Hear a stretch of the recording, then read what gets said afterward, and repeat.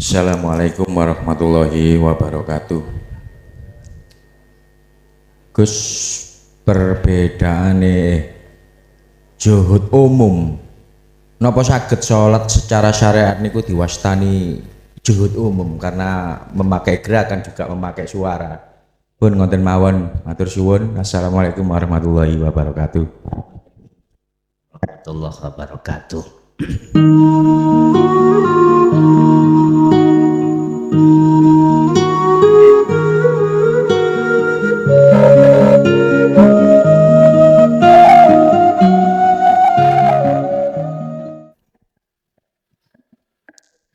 Bismillahirrahmanirrahim.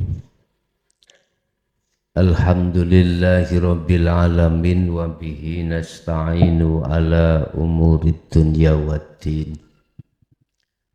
Asyhadu an la ilaha illallah wa asyhadu anna Muhammadan abduhu wa rasuluh. Allahumma salli wa sallim ala sayyidina wa maulana Muhammadin wa ala alihi wa ashabihi ajmain, amma ba'du. Dumateng para ulama, para kiai, asatid wa asatidah, tokoh masyarakat, tokoh agama, jamaah sedaya ingkang rawuh. Alhamdulillah, dalam kesempatan malam hari ini, hari Kamis ini, Kamis minggu keberapa nih? Minggu kedua yang jatuh rutinan di Krian Perum Kasih Regensi, yang pada intinya rutinan tolabul ilmi iki bukan seperti rutinan pada umumnya. Artinya apa seluruh materi yang akan kami sampaikan khusus orientasinya itu hanya di dinul haq atau dinul tauhid, atau boleh saya katakan khusus apa yang kami sampaikan itu ilmu-ilmu yang berkenaan dengan hati, ilmu-ilmu ajaran yang pernah dibahas oleh Rasulullah untuk para umatnya pada saat itu. Zaman kenabian adalah para sahabat. Oleh karenanya, untuk malam hari ini saya kasih judul, jikalau Anda ingin selamat, baik jasad Anda maupun ruh Anda, ikuti Rasulmu, ikuti ajaran Rasulullah Sallallahu Alaihi Wasallam.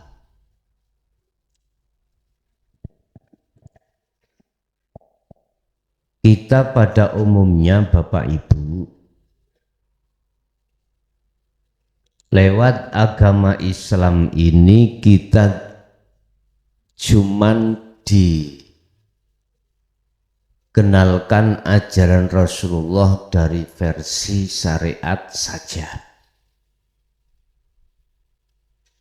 Berhubung niki banyak pemula, secara otomatis saya harus mensikapi dari bawah. anggene panjenengan ingkang sampun punya dasar tauhid, anggaplah ini sebagai pengulang, pemeling, pepeling ajaran Rasulullah tentang dinut tauhid. Bapak Ibu, kita mengikuti ajaran Rasulullah yang bagaimana? Sebab kita sejak dulu sudah dikenalkan oleh ulama-ulama kita terkait ajaran Rasulullah di jalur syariah.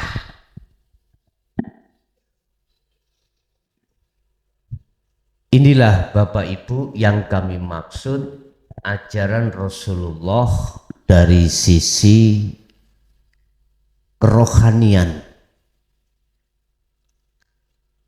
Sebab manusia itu di samping diciptakan Allah dari sisi jasad, juga Allah menciptakan manusia itu dari sisi ruhaniah.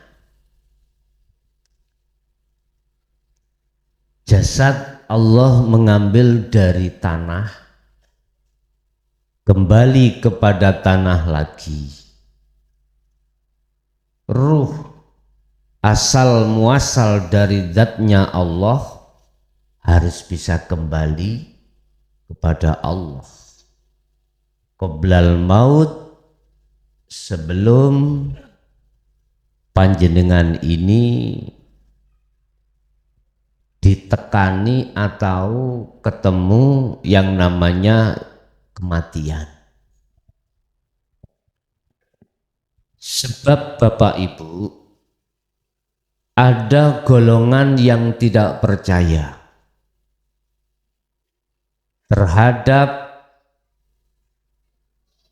pertemuan terhadap Allah di dunia ini. Ada yang tidak percaya. Laqad khasiral ladzi nakadzabu biliqa'illah.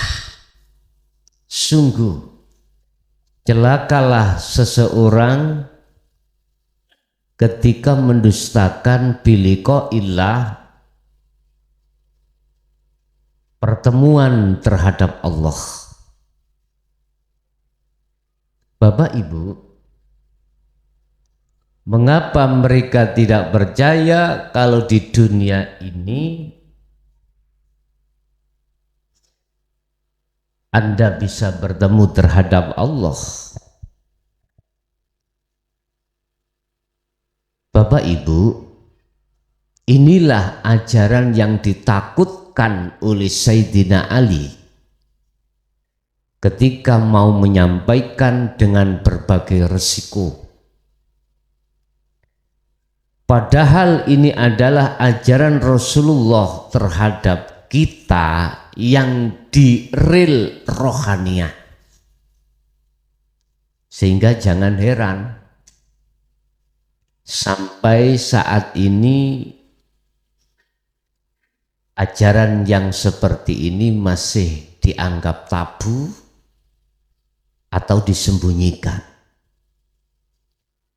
Karena tidak sedikit bagi mereka yang tidak suka mengatakan bahwasanya ajaran ini tidak benar.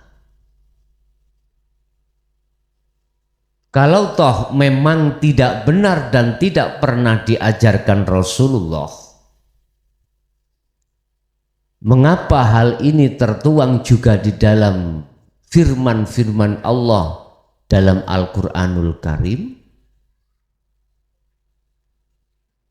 Bagaimana Allah memberikan satu sistem terhadap hambanya untuk bertemu Allah, dan bagaimana Allah menyuruh terhadap Muhammad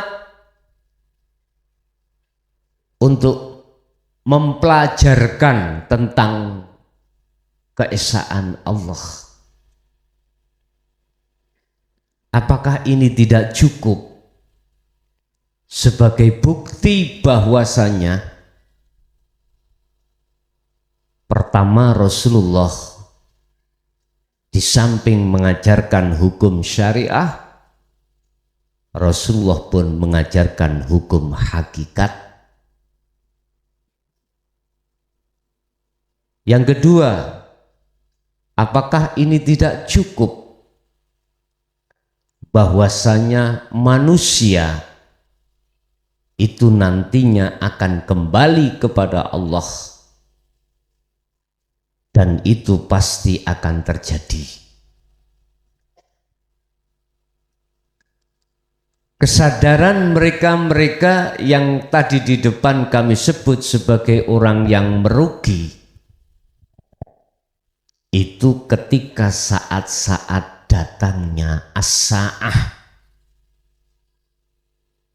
ketika saat-saat datangnya sakaratul maut. Sebab ketika saat itu datang, maka Allah menggelar antara kebatilan dan kebenaran, antara yang batil dengan yang hak. Mengapa kita pada saat di dunia tidak mempercayai akan liqa'illah? Itu hanya satu jawabannya. Karena hati kita, karena ruh kita itu telah tergoda oleh apa yang dibawa oleh nafsu pada diri kita masing-masing. Hal itu tidak ubahnya ketika saat kita rumah tangga sudah punya anak 2 dan 3. Ada seorang perempuan lain datang. Mengapa seakan-akan itu orang yang berharga daripada istri dan anak-anak kami yang ada di rumah yang setiap saat dan waktu selalu perhatian. Jenengan nek dereng nate ngalami ngeten mboten percaya. Tapi kalau sudah mengalami, sudah punya anak 3, 4, ketika di luar kita sebagai seorang ayah atau seorang ibu melihat seseorang yang kelihatannya itu perhatian terhadap kita, istilah bahasa lain puber muncul kembali, kita pasti mengatakan si dia itu seakan-akan lebih berharga daripada mereka yang ada di rumah. Ini sebuah gambaran aja Bapak Ibu, sebuah tamsil, sebuah percontohan, sebuah isyarah kita pada Allah juga seperti itu. Mengapa kita mendurhakai tentang pertemuan terhadap Allah? Itu dikarenakan dalam hati kita itu telah terpaesi,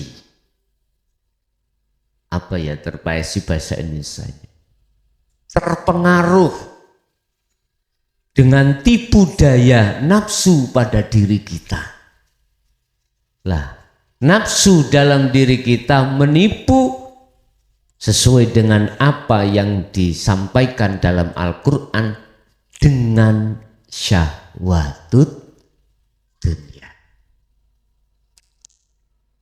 Dengan syahwatut dunia inilah Bapak Ibu, hati kita pasti akan melalaikan terhadap Allah Subhanahu.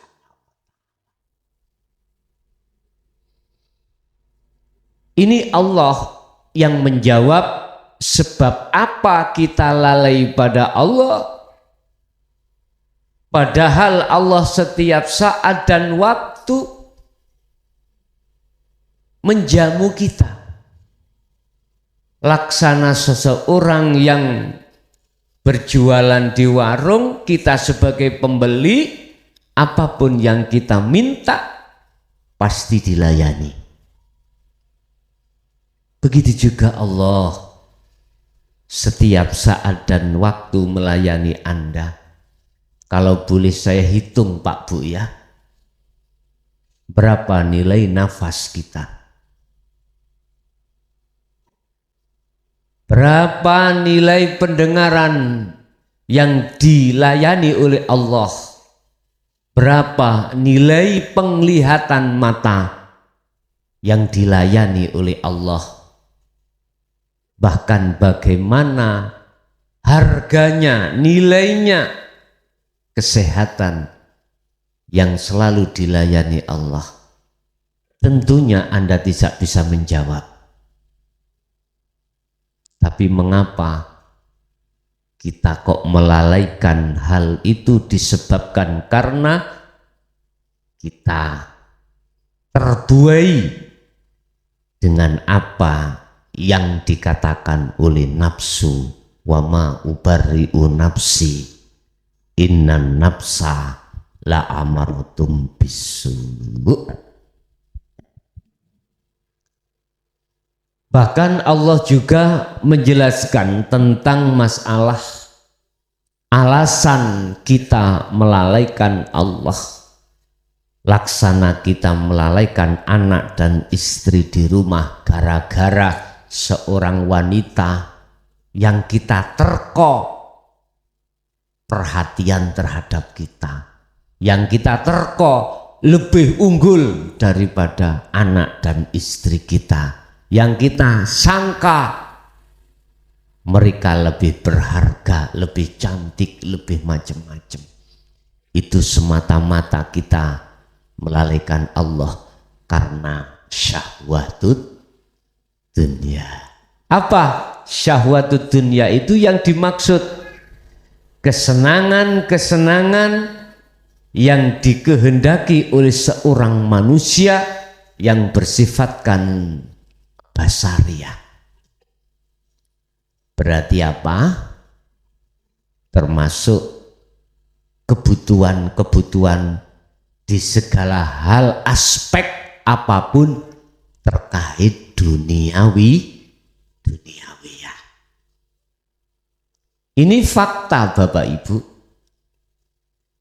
Allah juga menandaskan tentang hal ini dalam surat At-Takatsur. Dikarenakan satu jiwa bermegah-megahan dengan kesenangan duniawiyah itu loh yang menjadikan hati ini dari Allah Subhanahu wa Ta'ala. Hal ini berlangsung sampai kematian kita. Makanya tadi di depan saya katakan, kapan sadarnya kita kalau selama ini kita itu dipengaruhi hawa nafsu. Hatta idza ja'athum as-sa'ah, sampai pada waktu idza ja'athum as-sa'ah, ketika sakaratul maut itu telah menjemput kita, baru sadar kita itu nanti. Maksudnya kita melalaikan Allah adalah hati tidak sadar dan menyadari bahwasanya semua yang melayani itu Allah. Ini maksud daripada kita lalai terhadap Allah di situ. Hati kita lalai kalau yang memberikan tausiah itu adalah Allah, bukan saya seorang diri manusia. Hati tatkala itu lalai dari Allah, itulah yang kumaksud. Hati saya tidak sadar bahwasanya semua itu berasal dari Allah Subhanahu wa Ta'ala. Bapak Ibu hadirin jamaah rahimakumullah. Ajaran apa Rasulullah yang paling inti dari berbagai ajaran yang kami maksud pada malam hari ini adalah dinul haq, ajaran yang di dalamnya itu penuh dengan ilmu-ilmu untuk membimbing bagaimana ruh itu bisa mengesahkan Allah Subhanahu.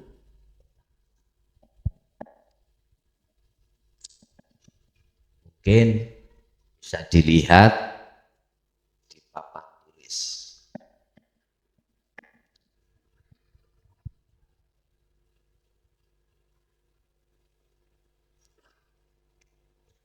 Allah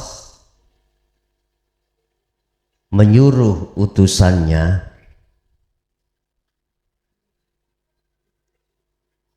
Rasul untuk zaman ini namanya Muhammad bin Abdillah. Allah mengutus utusannya terhadap Rasul Muhammad ini untuk membimbing umat itu di jalur syariah. Jalur syariah ini adalah untuk membimbing jasad. Ya, perlu diketahui ilmu syariah itu hanya membimbing jasad pada dirimu supaya jasad itu ben gak rusak dunyoni.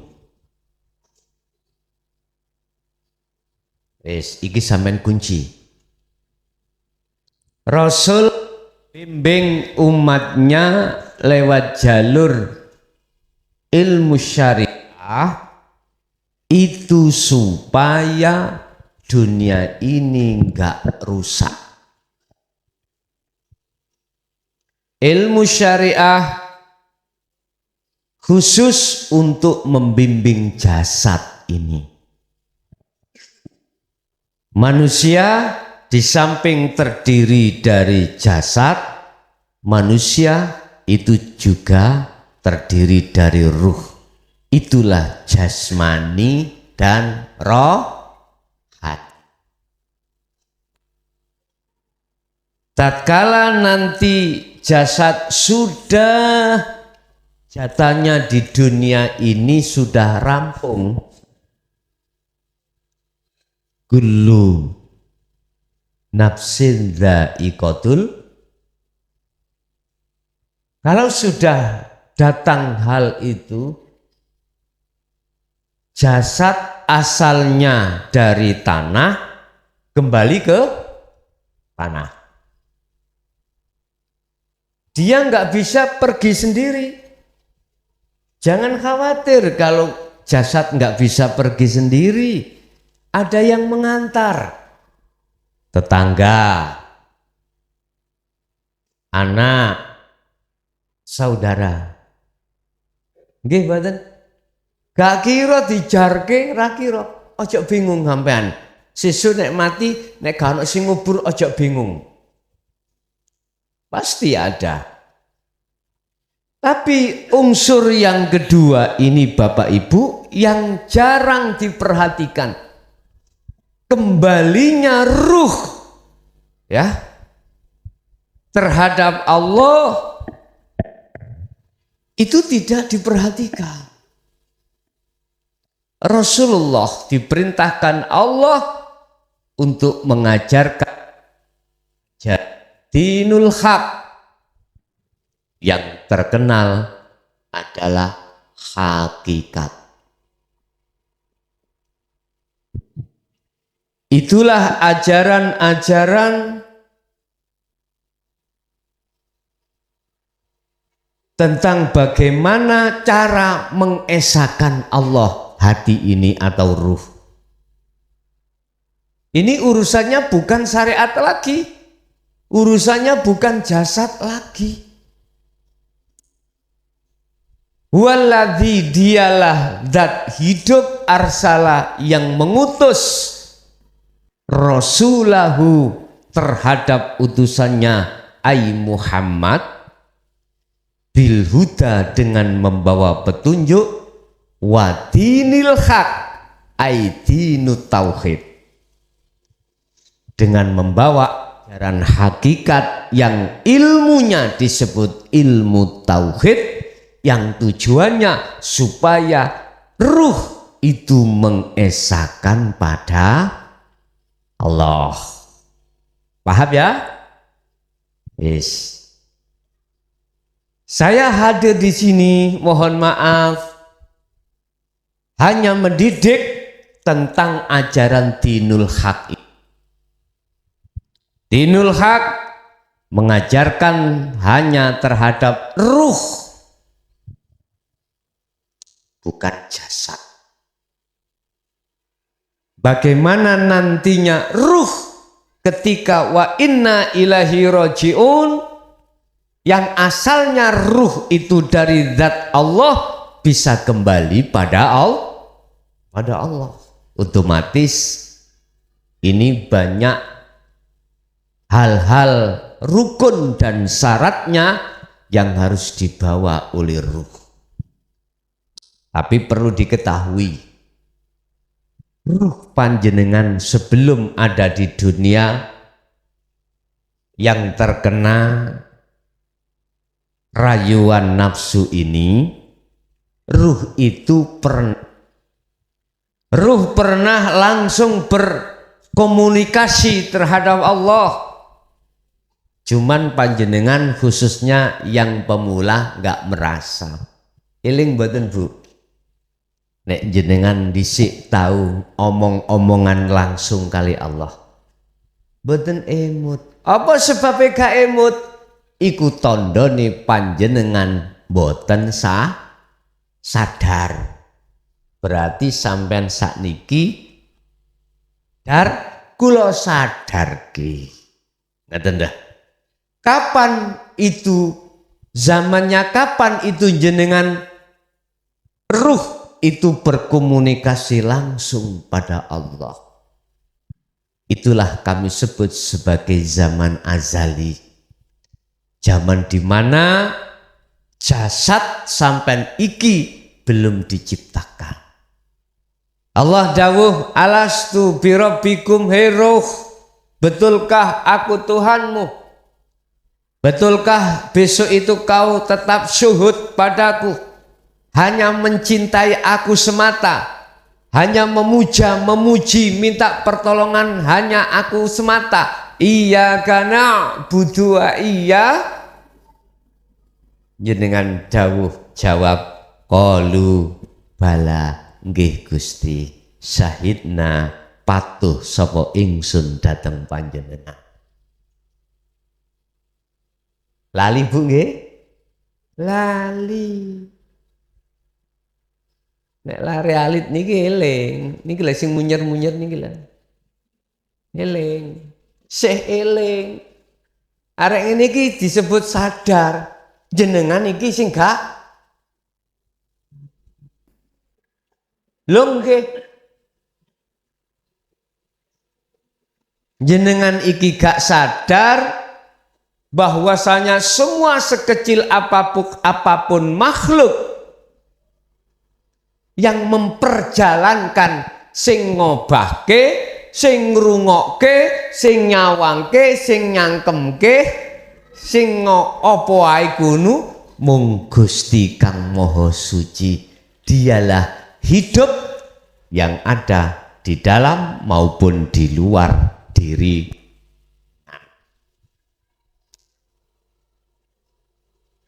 Pertanyaan kula khusus bagi pemula, sudah adakah di dalam hati jenengan keimanan mempercayai bahwasanya jenengan rawuh teng mriki hanya Allah semata yang berkehendak dan hanya Allah semata hidup itu yang memperjalankan? Tidak semata karena diri Anda. Kalau dalam hati panjenengan belum ada pancaran sinar iman yang seperti ini, tak jamin gak paham tur yoran rimo ajaran Rasulullah yang bersumber dari dinul haq sing kula sampai akhir niki. Jelas boten nrimo. Ati lho Bu, Pak, sing boten saged nrimo niku mriku. Aku yakin sampean tidak akan pernah bisa menerima hati itu. Tapi kalau mana sampean iki mang sudah tertanam cahaya iman yang mengatakan bahwasanya isi se gak sebab teko kipas angin iki, tapi isi se itu songko hidup yang melimputi baik di dalam maupun di luar diri Anda, maka tak jamin jenengan saged nampa ajaran niki. Apa tujuan Allah mengutus satu utusannya untuk menyampaikan hak, yaitu ilmu hakikat iki apa? Liyudhirahu 'ala dini kullih. Apa? Untuk meluruskan perjalanan ajaran Rasulullah yang panjenengan syariat asalnya raeneng hakikate, tidak ada hakikatnya, supaya syariat sampean iku didasari hakikat. Sebab dengan hakikat ajaran itulah ruh akan bisa makrifat pada Allah. Atau boleh saya katakan liyudhirahu 'ala dini kulli, itu adalah untuk mensucikan hati panjenengan kali kula yang asalnya tertipu oleh rayuane nafsu lewat kesenangan dunia, supaya dibebasne Allah dari tipu daya hawa nafsu. Jelas Pak Bu? Saged dilanjut? Oke. Syariat itu apa sih? Syariat adalah ilmu, sistem. Thariqah itu apa? Adalah nama dari satu perkara yang dihadapkan Allah. Kalau secara lugat, thariqah adalah jalan, fasilitas yang dihadapkan kita untuk bertemu Allah. Syariat adalah ilmu atau sistem. Kalau saya istilahkan, syariat itu adalah kendaraan. Ya, kendaraan. Thariqah adalah sebuah jalan untuk mengawal hakikat. Apa hakikat? Adalah tujuan. Nyatanya tujuan itu disebut makrifat. Anda sudah sampai di sini, tujuan Anda adalah ngaji. Sampai di sini di majelis taklim iki, berarti Anda sudah dikatakan makrifat. Perumpamaan seperti itu. Sekarang kita masuk pada yang dimaksud ilmu. Syariat adalah kendaraan atau sistem ilmu untuk membidangi lakune jasad lewat lakune jasad thariqah. Apa thariqah? Jalan. Contoh, sholat itu thariqah. Nama sholat itu thariqah. Semua nama aktivitas itu disebut thariqah, jalan. Allah menghadapkan jalan atau fasilitas rupa sholat. Ini harus panjenengan ngelmoni sholat itu.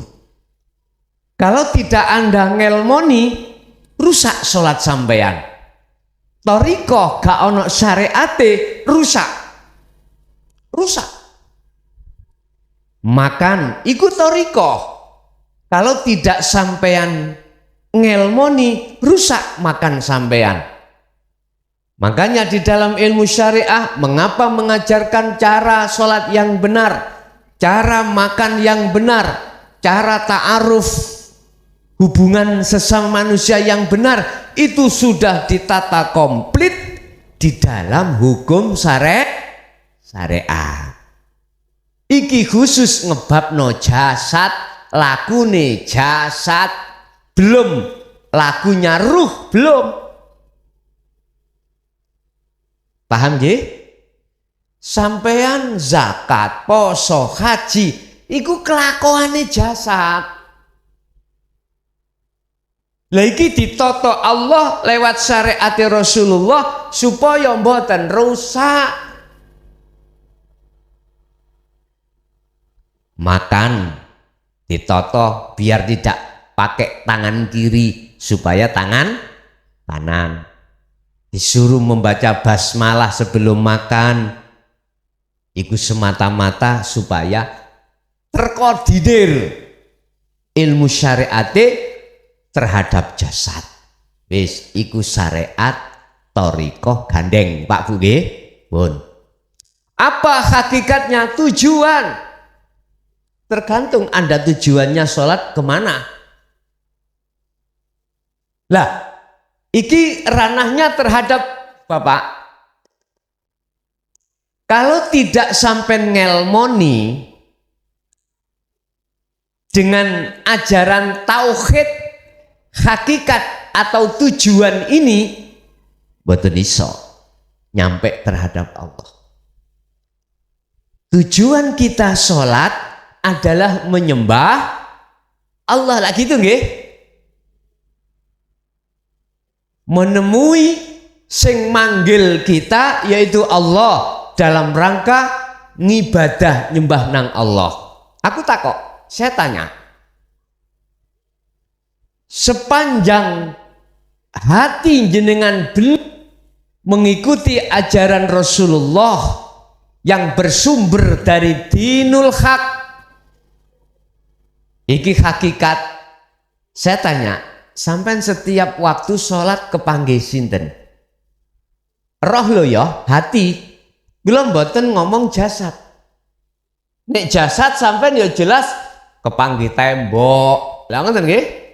Kepanggih sajadah, kadang-kadang kepanggih bokong imam. Kadang-kadang ning ngarep sampean iku ana jamaah sing kaosan kopi cap ngene. Ngono ya kok ya diwaca lah ngono. Nggih ya. Sekarang ruh Anda ketemu siapa? Wong tujuan hakikate salat adalah menemui panggilan Allah dan bertemu dalam kurung menyembah hanya pada Allah. Bala syahidna, aku tanya, sampean selama ini salat ketemu sapa? Sampeyan jawab ning nganti sampean dhewe-dhewe nggih. Aku yakin sepanjang hidup sampean di dunia, alimo kaya apa jenengan kalih kula, tinggiya kaya apa derajat sampean di mata manusia jadi presiden sekalipun, jikalau hati atau ruh belum menerima ajaran Rasulullah yang bersumber dinul haq atau hakikat menuju makrifat, tak jamin ketemu genderuwo.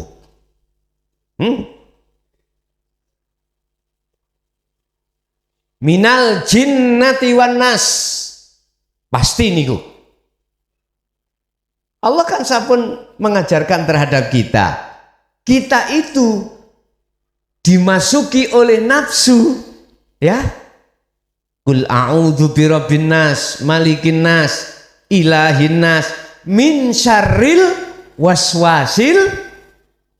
Kita selalu dikudo, selalu diarahkan oleh apa? Oleh bisikan-bisikan hawa nafsu. Lah bisikan nafsu atau setan ini minal jin jinnati wan nas, unsurnya saking jin kalih manusia, berarti manusia berkepala. Allah, inilah yang terjadi pada diri kita. Tapi jikalau hati panjenengan sudah mengikuti ajaran Rasulullah, dinu tauhid ini, di situ sudah maksimal. Ketika ilmu amal istiqomahnya nggak mudah, bisikan nafsu dari unsur manusia dan jin itu bisa masuk, nggak bisa. Boten mudah, tidak mudah kemasukan, berarti kadang-kadang ya kemasuk. Lihat potensi, lihat volume kemakrifatan hati kita pada Allah. Kan ada tingkatan 3 di situ. Lah wis iku wis hukum, Pak. Gak kena di situ terus direkod daya mboten saged. Ya wis kita nikmati hukum dari Allah itu. Wis Bapak Ibu. Lah ajaran hakikat ini yang mendidik ruh supaya bisa makrifat pada Allah, kembali kepada Allah, akhirnya disebut makrifat. Nah iki mau syariat gandengane torikoh. Jadi kalau kami simpulkan, syariat dan torik itu perilaku jasad. Hak menuju makrifat pada Allah itu adalah perilakunya ruh. Itulah proses perjalanan liqa biliko ilah, bertemunya ruh pada Allah, kembalinya ruh pada Allah. Itulah yang disebut wa inna ilaihi raji'un. Sebagai motivasi, kembaliyo ruhmu kepada Allah sebelum ruh ini dipaksa dalam bentuk kematian. Otomatis Anda harus mengikuti ajaran Rasulullah ini. Dalam ajaran ini Bapak Ibu, ruh supaya bisa makrifat pada Allah, ya, ruh bisa makrifat pada Allah, makrifatullah, itu ada syarat rukunnya. Wis, iki gak bisa ditawar, wajib.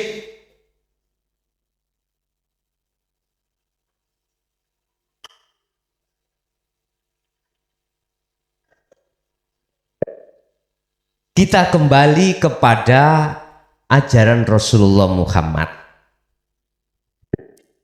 Pun sampai tinggali ning papan. Sekarang kita bukan sekarang kita bukan zaman kenabian. Zaman kenabian itu pada waktu Rasulullah Muhammad iku esih gesang, masih hidup. Setelah itu sedo wafat, diteruskan ganti zaman, disebut zaman khalifah. Abu Bakar, Umar, Utsman, Ali. Kita bicara pada saat ini terlepas dari zaman kenabian, juga terlepas dari zaman khalifah. Lah terus ajaran Rasulullah Muhammad sekarang dimban sopo? Di bawah siapa?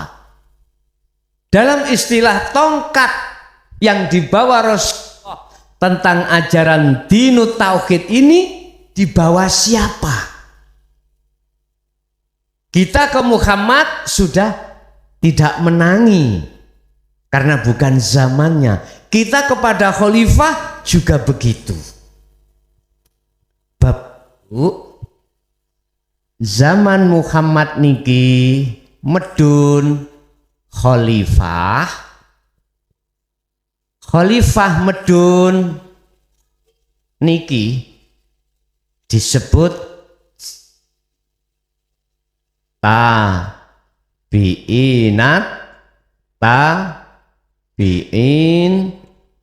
as-solihin.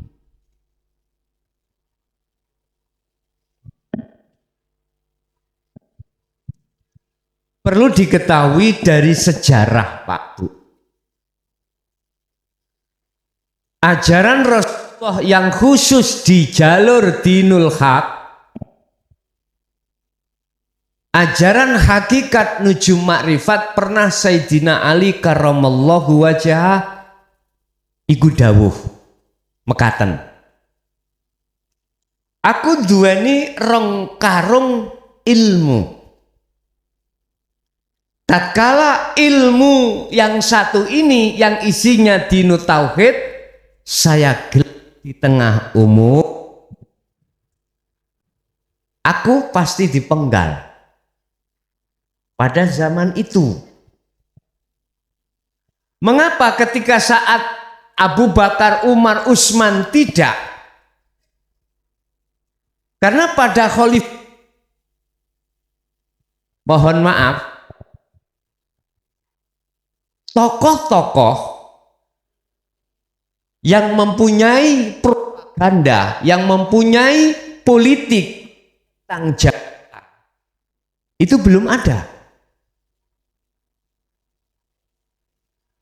Tapi ketika khalifah Sayyidina Ali, ini tokoh-tokoh untuk pengen jadi pemimpin, ingin jadi imam dan lain sebagainya supaya menjadi orang terpengaruh di muka masyarakat umum bermunculan, Pak. Akhirnya menghalang satu kekuatan supaya ngelawan Sayyidina Ali. Ketika Sayyidina Ali mengajarkan dinu tauhid, apa yang terjadi? Beliau juga dibunuh. Turun ke anaknya Hasan Husain juga begitu. Beliau juga dibunuh. Bahkan ulama-ulama pada saat itu yang satu pikiran, yang satu poros dengan Sayyidina Ali ditangkap semuanya, kitabnya dibakar. Dengan maksud supaya ajaran dinu tauhid dari Rasul ini lebur, sudah tidak ada lagi. Tapi ingat, dalam Al-Quran Allah dawuh, wa makaru wa makarullah wallahu khairul makirin. Jikalau ajaranku diingkari, jikalau kekasih-kekasihku ikut didolimi, oke lah. Terjadi seperti itu, tapi jangan kau sangka aku nanti lebih makar, lebih dolim terhadap kamu sekalian. Akhirnya apa, Pak? Allah memunculkan, juga menyelamatkan salah satu di antara beberapa ulama pada saat itu diselamatkan Allah, sekaligus membawa kitab sufinya untuk disebarkan di negara-negara yang lain. Terjadilah di Indonesia. Bapak Ibu, oleh karena sejarah dulu seperti itu, yang intinya ingin membumi hanguskan ajaran Rasulullah yang bersumber dari dinu tauhid, jangan heran sampai detik ini masih dianggap tabu. Jangan heran kalau kita jarang menemukan ajaran-ajaran yang langsung dibimbing hati ini tentang ilmu tauhid. Toh itu pun kebanyakan secara sembunyi. Udah, jangan heran. Karena apa? Keturunan Dajjal, ya, yang pada saat itu tetap bertambah banyak dan dia akan berupaya untuk membumi hanguskan ajaran Rasulullah yang bersumber dinu tauhid. Pertanyaan kula, jikalau diri seorang manusia hatinya tidak dimasuki dinu tauhid, apa jadinya? Sampai rasakno dewi. Selama hidup sampai kali kula, mulai kecil sampai umur berapa ini, 60-70 tahun, mana yang disebut ketenangan jiwa? Enggak ada. Sugiyo kaya apa kuwi, malah bingung, malah susah, malah wedi engko nek ditinggal mati iki piye. Wis apa maneh sing melarat bendina ya sumpek gara-gara mikir kebutuhan. Tapi rasakanlah dalam hatimu sendiri, tatkala hatimu sudah menerima ajaran Rasulullah dan mengamalkan setiap saat dan waktu, apa yang terjadi dalam hatimu? Pasti tatmainnul qulub, tenang. Sebab apa? Sampean sudah sadar yen kabeh perkara iku sing nakdirne, sing nglakokne, sing ngarepke, kabeh sing ngobahne ya Gusti Allah. Hati jikalau sudah sadar diri seperti itu, inilah Pak yang dimaksud Quran, Anda wa inna ilaihi rojiun, bisa kembali pada Allah. Coba hati yang belum terdidik seperti itu, kabeh aku contoh kipas ini, sebab kipas aku isi boso dipateni ongkep ngamuk mboten? Ngamuk iku pasti Bu. Gak usah doa-doa anak sampean cilik niku lho dikandani, le wis sore ndang adosa teku dulinan ae. Kira-kira sampean sebagai wong tua mboten ngamuk ah? Mengapa hati kita amarah ngamuk? Tidak bisa melihat Allah yang ada pada diri anak kita yang nakal. Nggak bisa. Terhijabi oleh tampilan-tampilan makhluk yang disebut nakalean anak. Sore muda nak ngarepe omah dolinan blethokan. Omane blethokane iku didelen nang nggone kaca ngoten. Jarene iki ngelukis jarene. Kita tidak tahu. Oleh karena tidak melihat Allah, dikarenakan tertutup makhluk namanya manusia, mesti muring-muring Pak Bu. Kula nggih ngoten sami. Siapapun kita, pasti manakala hati tidak ada ajaran dinul haq untuk makrifat Allah, sinten mawon jenengan mesti ngamuk atine. Dikandani pisan gak kena pindho, sik pancet ae ndrenges anak iku mau. Kira-kira gak sampean gak njukuk sandal ah. Nggo sandal. Engko nek lesuh lara, engko sing bingung sapa? Ya sampean dhewe to? Diuterke bingung maneh. Masyaallah. Itulah roda-roda kehidupan Allah menghadapkan berbagai macam ujian-ujian terhadap kita. Majmu'e takdir sangka Allah yang diberikan terhadap kita semata-mata untuk menguji kira-kira ati iki nyawang Allah apa nyawang makhluke. Panjenengan kali kula yang mengingkari pertemuan terhadap Allah di situ pasti nyawang makhluke, pasti. Tapi jikalau jenengan iki ngerestokake sami'na wa ata'na biliko ilah pertemuan terhadap Allah, pasti jenengan iki nyawang uripe yaiku Allah Subhanahu wa taala yang berkehendak. Nek ati sampean wis lungguh ana kono, aku yakin gak iso sampean ngamuk. Menenge senajan Apa jenenge wong iku mang wae nyaur utang gak iso nyaur utang sampean gak bakal muring. Nggih. Pitik sampean dicolong maling ya gak muring. Iku nek wis lungguh ning kono tenan lho nggih. Ngapunten ingkang kathah, gak gampang ati lungguh nyawang Allah gak gampang. Lebih-lebih perkara sing gak penak mau. Paham Pak Bu nggih? Pun. Terus bagaimana amriye? Bagaimana sekiranya ruh itu bisa makrifat pada Allah? Apa syarat rukune? Ya, sampeyan catet apa syarat rukune sampeyan catet ning ati. Pertama, krono baginda Rasul ini sampun wafat, zaman khalifah yang meneruskan iku juga wafat, maka yang meneruskan estafet tongkat Rasul adalah tabi'in as-solihin. Itulah beliau-beliau ya yang membawa ajaran dinut tauhid yang bisa kami sebut sebagai guru akhirat. Ya. Guru rohani, bukan guru jasmani.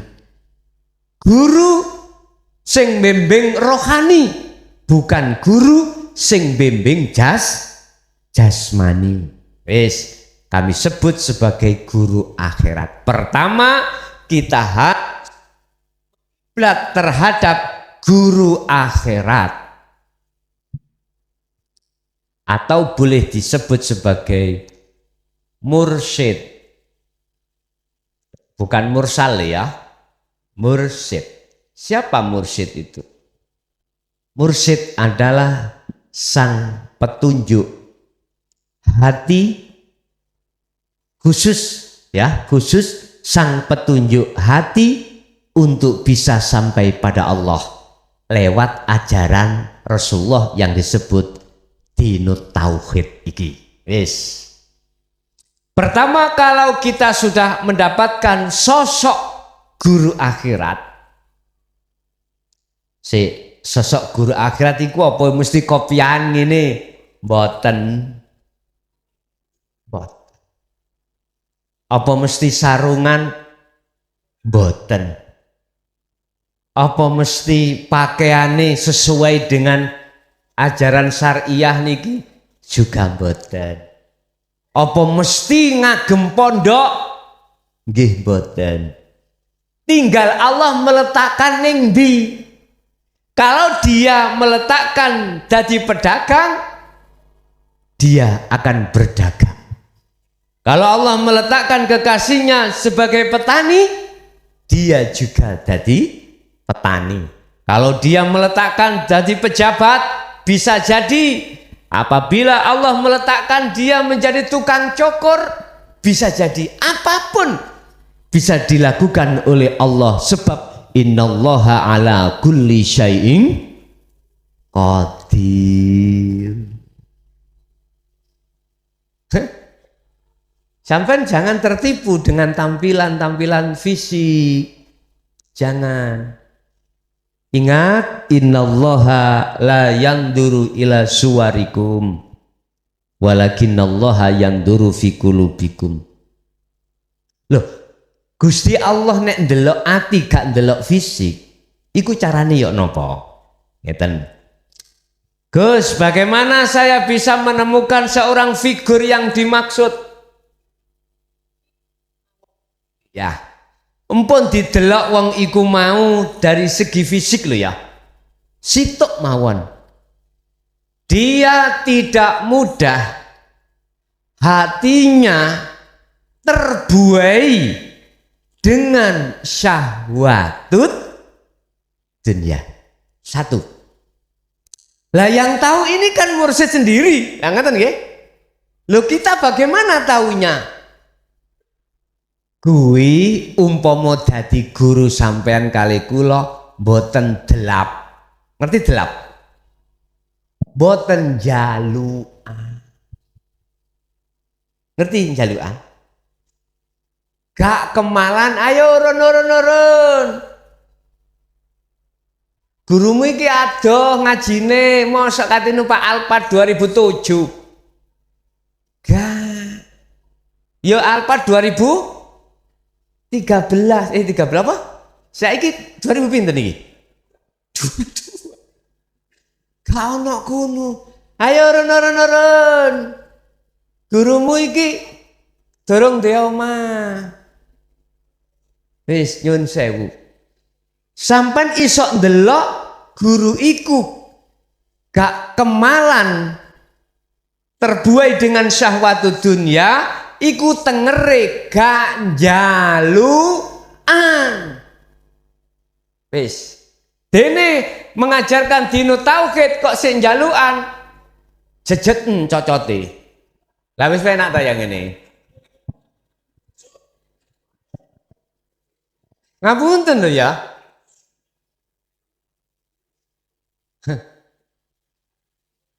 Kalau saya kembalikan diajar gak apa-apa syariat ya, wong syariat iku donya, nggih ya.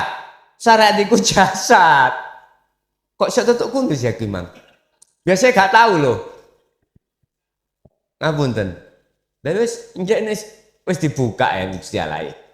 Ini sing buka Gusti Allah. Loh, di sini, Pak. Terus bagaimana kita bisa melihat yang kedua?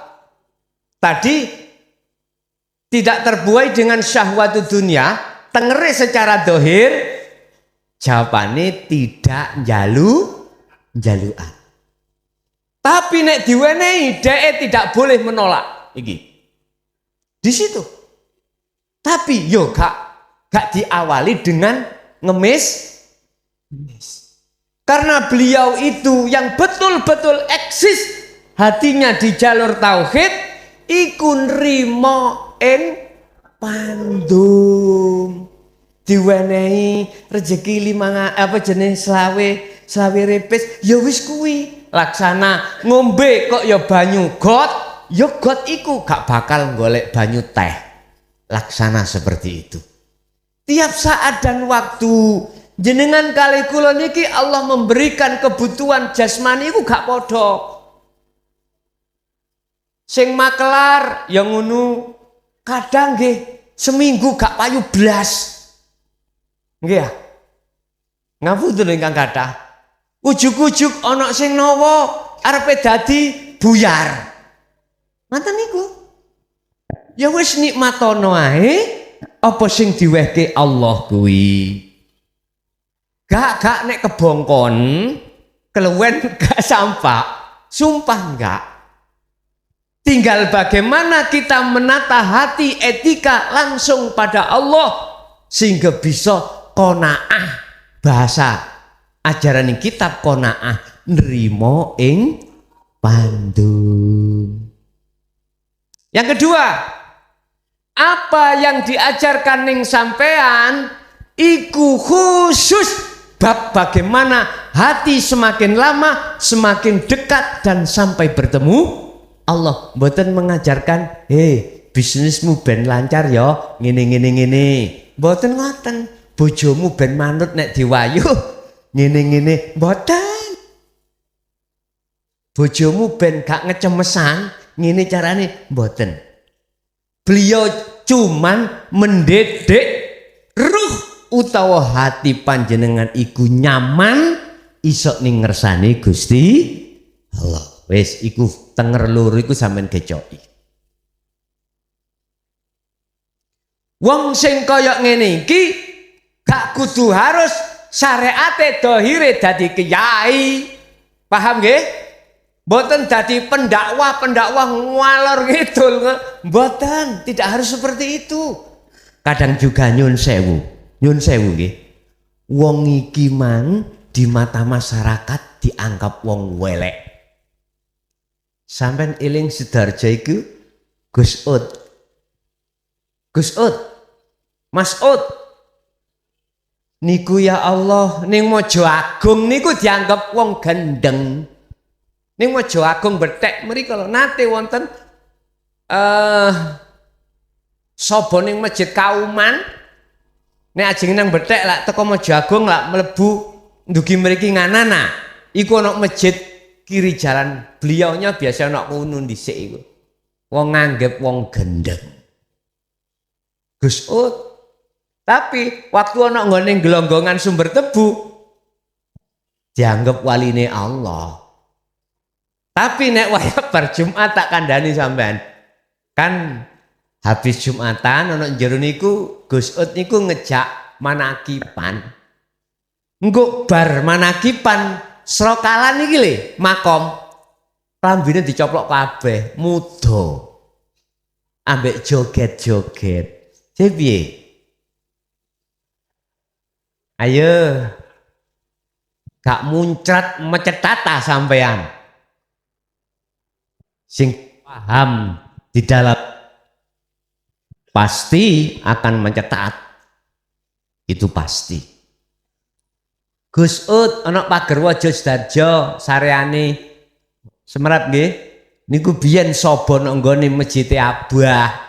Gus Ut termasuk Mbah Hamid Pasuruan, terus Mbah Ilyas abahe Mbah Husen iku dhisik Abah ingkang ngundang teng mriku ben Jumat napa ngoten pun. Wis Bapak Ibu, pertama mursyid, kalau ini sudah kita dapatkan. Yang kedua syarat dan rukunnya, mursyid akan memerintahkan mendidik Anda ilmu, ngelmu. Niku nek wong kulonan gak ilmu, ngelmu. Ngono. Lah ilmu yang kami maksud di sini adalah ilmu tauhid. Yang ilmu tauhid inilah yang diajarkan Rasulullah pada saat zaman kenabian terhadap para sahabat. Kalau ilmu ini sudah dianggap cukup oleh mursyid itu sendiri, maka lanjut yang kedua, mursyid akan memejang amal atau uzlah atau laku. Sampan pasti akan diperintahkan untuk uzlah. Apa sih uzlah itu? Yakfur bitaghuti wa yu'min billah. Anda akan dibawahi satu aurat. Aurat iku jamak ndugi wirid, dzikir yang bisa sampai pada makrifat Allah. Mboten kula buka sik niki syarat rukune tok. Wis. Yang ketiga, mursyid ini akan mengharuskan Anda untuk melakukan uzlah itu dengan istiqomah. Hati-hati. Nek wis ngomong istiqomah iki aja mbaeno. Akeh kawula iku sambat-sambat, kula wis pirang-pirang tahun kok ya durung wusul-wusul, durung makrifat iki ya apa Gus? Ngeten jane gampang ae. Lah tentang keistiqomahan atimu, zikir sirul asror nang Allah iku piye? Jawabe teng mriku. Ngoten tok. Wes, 3 hal yang dibawa oleh mursyid, yang diperintahkan mursyid terhadap murid jenengan kali kula niki mengke akan ini yang akan menjadi syarat dan rukunnya ruh itu bisa makrifat pada Allah. 3 hal ini Bapak Ibu dikatakan sebagai takwa. Apa takwa itu? Meninggalkan larangan, menjalankan perintah. Takwanya ruh dengan jasad gak podo. Nek takwanya jasad lewat hukum syariat ndising dilarang jasad tinggalno, ndising diperintah jasad jalakno. Lah takwane ruh ndi larangan kubudullah ini adalah perintah. Arahkan ruh untuk makrifat bertemu Allah di segala bidang aspek apapun. Ini akan bisa terjadi pada hatimu tatkala kau sudah istiqomah melakukan ilmu amal dan istiqomah. Artinya nek takwa itu selalu sampai gecoi lam malaha, yang tidak putus dari hatimu, tidak keluar, maka setiap aktivitas apapun jangan heran kalau itu selalu makrifat. Tegese makrifat melihat pada Allah, bukan gampang melihat terhadap makhluknya. Cetha nggih? Nah, niki syarat-syarat apa yang menjadi larangan. Wastanibut taghut. Larangane sampai niku gak oleh hati, gak boleh hati melihat pada selain Allah. Makanya bahasane Quran wastanibu lan padha ngedono sira kabeh atau huta ing perkara-perkara selain Allah. Atimu roh meripat atimu ojo mandeng selain Gusti Allah. Wis niki Bapak Ibu yang bisa kami sampaikan terkait sebagai dasar atau sebagai pertimbangan sampean kali kula sok sing khusus sing anyar-anyar iki, sing pemula-pemula iki lanjut opo ora terserah jenengan. Yang jelas dalu niki saya tidak bisa, nggak berani untuk langsung masuk terlalu dalam. Kula duduhno opo ajaran Rasulullah yang harus sampean kali kula genahke. Siapa yang tidak mau membawa ajaran dan siapa yang mau membawa ajaran Rasulullah yang bersumber dino tauhid, konsekuensinya masing-masing. Bagi mereka yang tidak mau, secara otomatis bisa saya pastikan Anda di neraka. Bahasa syariat, siapapun panjenengan tatkala sudah menerima dan mengamalkan, tak jamin surganya. Wallahi billahi. Wes, iku sebagai peneguhan keimanan dalam hati jenengan. Lanjut napa mboten, ati sampean gelem nampa napa mboten ajaran Rasulullah yang bersumber dari dinul haq niki. Bapak Ibu hadirin jamaah rahimakumullah, itu apa yang kami sampaikan terkait apa ajaran Rasulullah itu. Secara kesimpulan, ajaran Rasulullah ada dua, syariah dan hakikat. Syariat untuk mendidik jasad, hakikat mendidik ruh supaya ruh itu bisa sampai pada Allah untuk kembali. Sebab ruh asali songko Allah, balik yonang Allah kembali. Oke, kita masuk pada session tanya jawab. Monggo menawi wonten yang perlu ditanyakan kami persilahkan.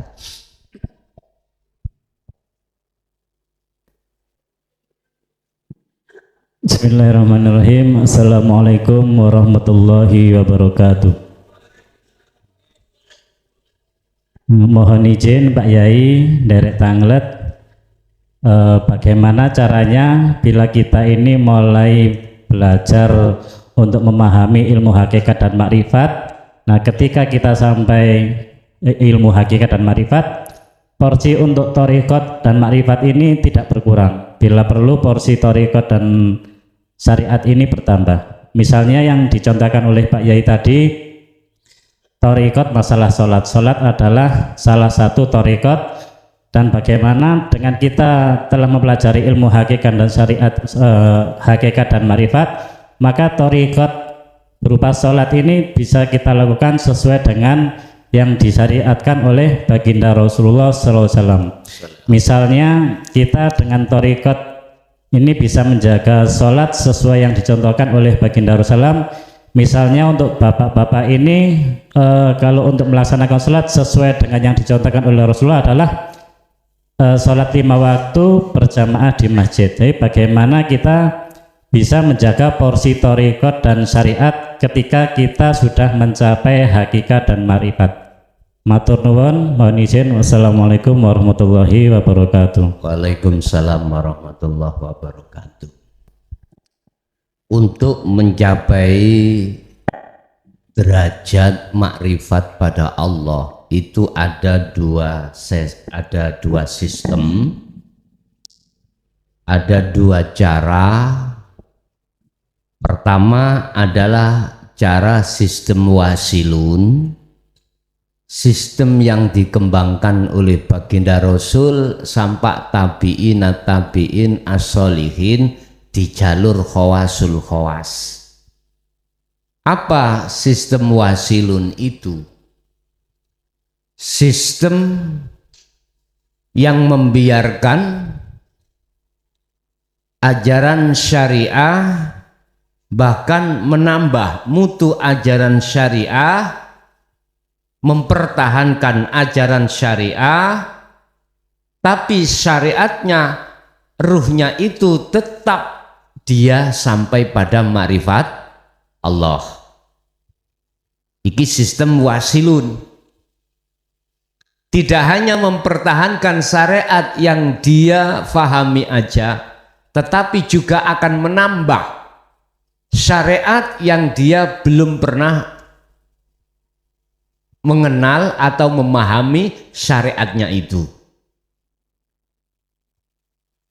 Hanya dengan cara sistem wasilunlah panjenengan akan bisa mempertahankan bahkan menambah mutu syariat sampean.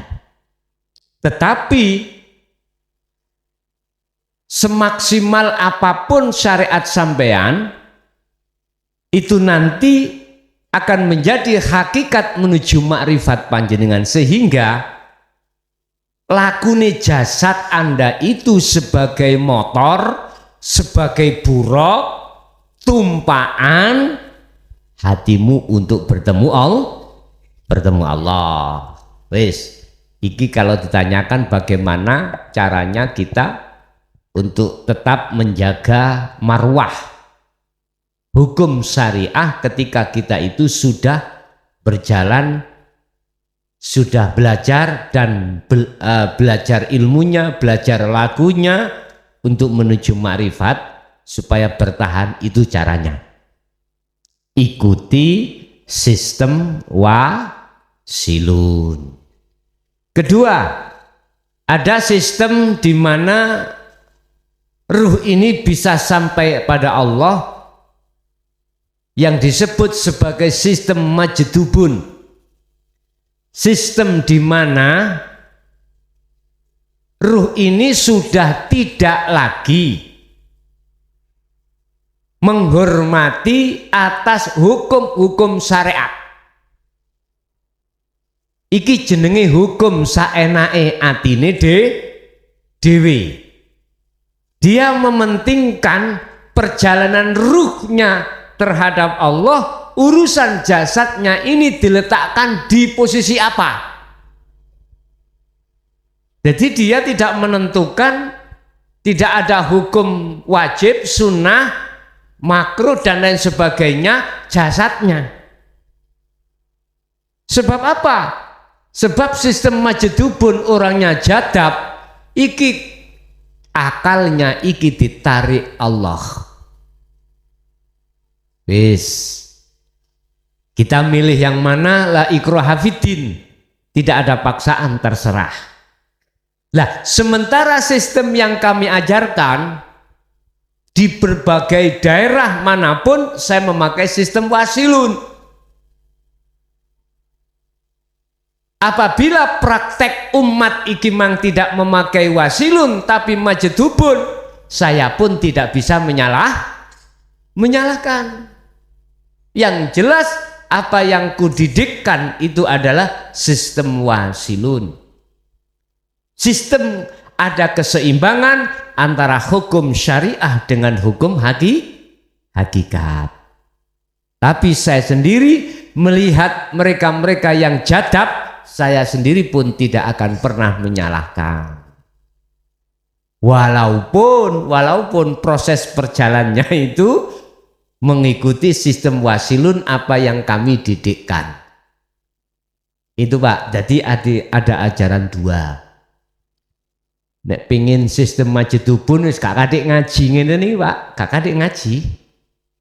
Nek cara kula didik sistem majdubun wis gak kadik ngaji, wis gak butuh sound system, wis gak butuh apa wae. Mung tak kandhani gak suwe-suwe mung 3 dina beres. Tapi mulai gendeng. Ya terserah. Milih gendeng ya gak apa-apa. Tapi iki secara individu lho ya, mboten secara ngeten iki, mboten. Engko ya tak celuk bojo anake. Siapa? Nek bojo musuk gendeng. Lah ngono. Kari ngoten tok. Paham Pak nggih? Nggih, ada lagi. Assalamualaikum warahmatullahi wabarakatuh. Gus, perbedaane zuhud umum napa saged sholat secara syariat niku diwastani zuhud umum karena memakai gerakan juga memakai suara. Pun ngonten mawon, matur suwun. Assalamualaikum warahmatullahi wabarakatuh. Warahmatullahi wabarakatuh. Hal itu tertuang di dalam surah Al-Insan ayat 25. Wadhkur isma rabbika bukratan wa asila. Muhammad, kalau pagi sampai sore berzuhudlah kamu. Artinya pada umumnya kalau siang hari ini manusia itu digunakan untuk bekerja, untuk beraktivitas. Lah inilah yang kami sebut sebagai topo sak jeroning nggon rame atau disebut zuhud umum.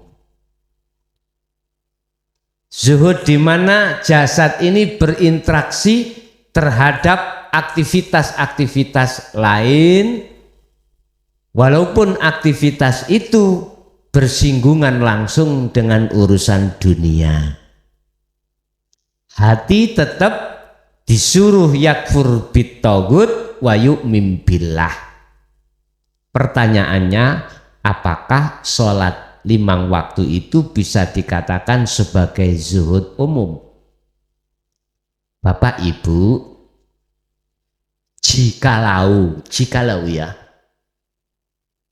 Anda sholatnya sendirian tanpa yang lain,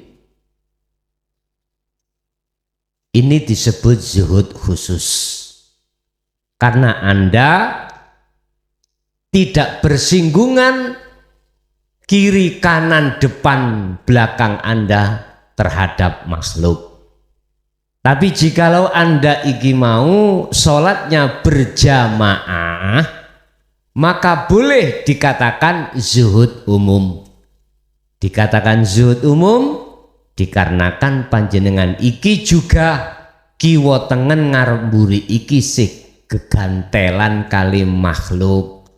Kadang-kadang kita sholat imami moco surat keplecuk ngoten lah gak sah lah ngoten nggih dan lain sebagainya. Melihat imami iku kurang meletakkan makharijul huruf, cara tajwide kurang genah ae, oh gak sah.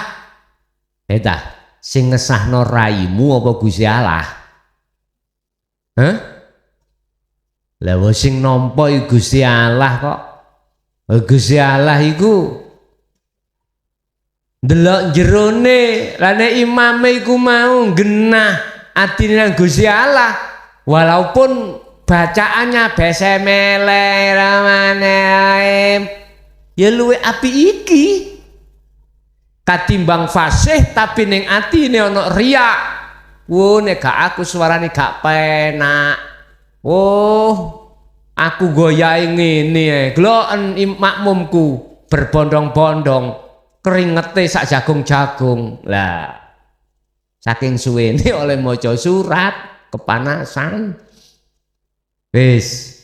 Jadi boleh manakala iku kebuku sholat berjamaah.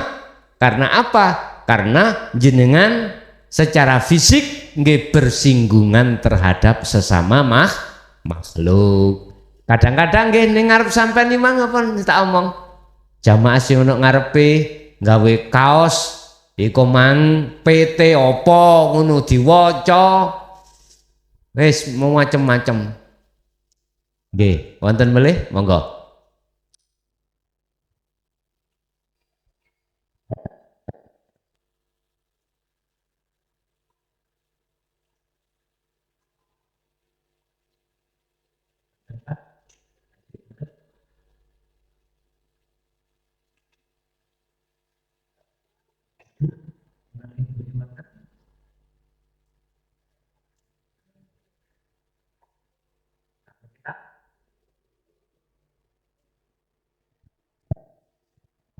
Bapak Ibu hadirin, monggo kita tutup sarana doa. Mudah-mudahan semua pengertian yang langsung dari Allah diberikan terhadap kita menjadikan satu ilmu ingkang manfaat baik terhadap diri kita pribadi, lebih-lebih terhadap anak putu kita ila yaumil qiyamah. Lahumul Fatihah.